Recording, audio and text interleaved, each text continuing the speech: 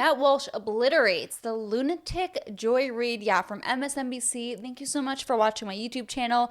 Make sure you like today's video, subscribe to the channel, and we will get right into the drama. Well, I'm sure that I have canceled MSNBC talking head Joy Reid before on the show. I can't remember specifically at this moment. All of the ignoramuses discussed during the daily cancellation segment blend together in my mind, forming one big, loud ball of stupid. I can only assume that Joy has been featured multiple times because she is so aggressively, obnoxiously terrible in every way that a person can be terrible. You know, there are evil people who think they're virtuous. There are dumb people who think they're smart. Joy Reid falls into both categories. She even looks the part with the bleach blonde, short cropped hair and the permanent scowl. She, looks like the kind of middle-aged woman who yells at the pizza delivery guy because the pizza doesn't have pepperoni on it. So true. Even though it's not the delivery guy's fault, and even though she didn't order pepperoni. The point is, I'm not especially a fan of Joy Reid, and I'm sure that has come through in the past, but today we have to pay her some special attention once again, unfortunately. And in fact, we're covering this in the opening monologue rather than the closing because the Joy Reid segment in question that we'll talk about takes a certain turn that makes it even more relevant and, in fact, disturbing. So Joy took to her low-rated cable news show last night to call out the alleged racist conservatives who have been engaging in alleged racist conspiracy theories surrounding the Baltimore bridge collapse. We talked about the conspiracy theory angle yesterday, but Joy takes this in a different direction. It would probably be easiest just to play the segment and walk through all the many ways that she gets things wrong. So here it is. Shame on those people who want to make something out of this that isn't there. They have this boogeyman philosophy, and if it's black or brown, it's something that they've got a target on. Yeah. I just think that is just totally uncalled for at a time like this. That was Maryland Congressman Kwesi Mfume last night on this very show, talking about the rampant conspiracies being hawked by the right about Tuesday's tragic bridge collapse in Baltimore. It has been a grab bag of right-wing grievances, barely coded racism, and flat-out lies. Of course, it's all about racism. I mean, who else is so sick of the left blaming racism or blaming everything on racism of the right-wing movement? Oh my gosh, give me a break. I was going to call you something that I would probably get kicked off of YouTube for saying, so I'm going to keep my mouth shut. Noted Jewish space lasers and QAnon conspiracist Marjorie Taylor Greene suggested the disaster was the result of an intentional attack, perhaps by the space lasers. Well, actually, she didn't suggest that it was an intentional attack, and even if she did, that's not a conspiracy theory. Intentional attacks on infrastructure are a well-known threat. There's nothing outlandish about suggesting that it may have happened, but she's not even suggesting. The tweet that Joy briefly flashes on the screen says, quote, "There should be a serious investigation into the horrifying tragedy of the Francis Scott Key Bridge in Maryland. Is this an intentional attack or an accident? Praying for the victims, survivors, and families." Now, which part of that tweet is conspiratorial or outlandish? In fact, I can't imagine a more measured and normal way to respond in a situation like this. Is Joy Reid suggesting that it's inappropriate to even wonder whether the incident was intentional? Well, that's odd because the people investigating the crash also wondered about that. Now, so far, they're saying that they don't think that it was intentional, but that's obviously an angle they pursued immediately because it's a normal thing to wonder about. So are they conspiracy theorists too? Joy doesn't say. Let's continue. But the most idiotic and racist theories had to do with their newest boogeyman, diversity, equity, and inclusion, DEI. A Republican congressional candidate in Florida tweeted that DEI did this. And a right-wing blue check account that's been boosted by Elon Musk in the past just blew straight past the dog whistling, tweeting to its 276,000 followers, quote, "Baltimore's DEI mayor commenting on the collapsed Francis Scott Key Bridge. It's going to get so much worse. Prepare accordingly." The post included a clip of Baltimore's black mayor, Brandon Scott. I cannot believe I have to say this.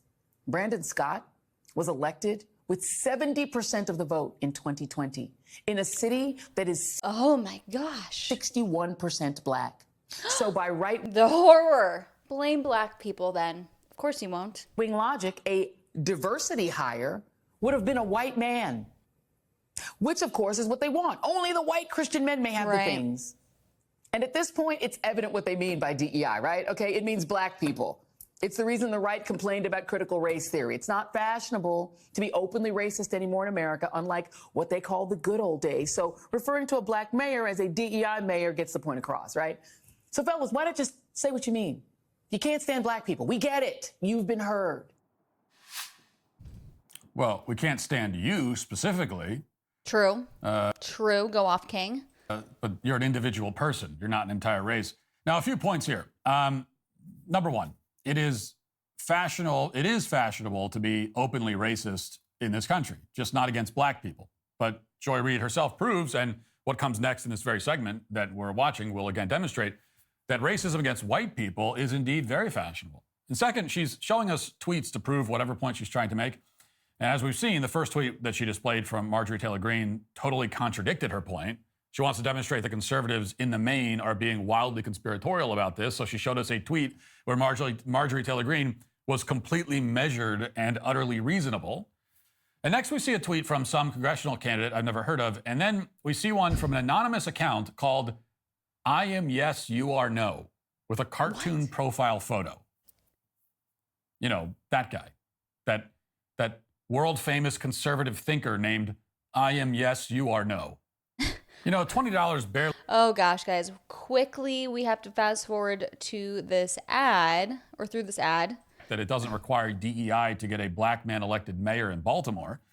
Every Baltimore mayor for the past 30 years, except one, has been black. They've also all been terrible, by the way, as the city has plunged into decades of crime, violence, and rampant drug use, but that's a topic for another day. But she is right that, you know, the joking nickname given to this guy by an anonymous cartoon Twitter account is not technically accurate. Now, as to the suggestion that DEI might have something to do with the bridge collapse itself, that may also not be accurate. We still don't know. We may never know for sure. There are many factors that played into this incident, factors that are still being investigated. And at this point, it's just not possible to say for sure whether or not DEI policies played a part somewhere along the line. But if people immediately speculate about the role of DEI in incidents like this, it's not because those people are so terrible, it's because DEI is so terrible. The fact remains that DEI policies have deliberately and systematically lowered standards across the board in virtually every industry, all in the name of making every industry less white. That is a fact. It has happened. It is happening. Joy Reid supports and promotes those policies. And now we are witnessing the collapse of competence across the country because of it. Now, that doesn't mean that every catastrophe is linked to this campaign of destruction in the name of diversity, but it does mean that it's perfectly reasonable to wonder whether any particular catastrophe is linked to it. And it also means that inevitably some people will draw that connection even before it has been factually established. That's what happens when you come up with a racist policy that intentionally makes everything worse in every conceivable way. So the problem here is the policy, not the random Twitter accounts that Joy Reid is crying about. Right. But it wasn't enough to have Joy Reid cry about them on her own. She also brought the mayor of Baltimore on the air to respond to all of this. Now, you would think that the man who is the mayor of Baltimore has a crisis to attend to and would be too busy to spend time doing an interview to respond to a joking tweet from an anonymous Twitter account. That's what you would think. That's what I would think. That's what I would not only think, but hope. But of course, that's not what happens. You would like to hope, but you would be wrong. Watch. Shocker. Well, I think, listen, I know, and we all know, and you know very well, that black men and young black men in particular have been the boogeyman for those who are racist and think that only straight, wealthy white men should have a say in anything. We've been the boogeyman from them since the first day they brought us to this country. And what they mean by DEI, in my opinion, is duly elected incumbent. We know what they want to say, but they don't have the courage to say the N-word. And the fact that I don't believe in their untruthful and wrong ideology, and I am very proud of my heritage and who I am and where I come from, scares them, because me being at my position means that their way of thinking, their way of life, of being comfortable and suffering, and while everyone else. Yeah, no, I have to shut him up right there because I cannot bear to listen to this idiot for more than a second. Who watches MSNBC? Please leave that in the comments below. Who watches MSNBC, and should we even trust them? Obviously, the only correct answer is no. Have a great day.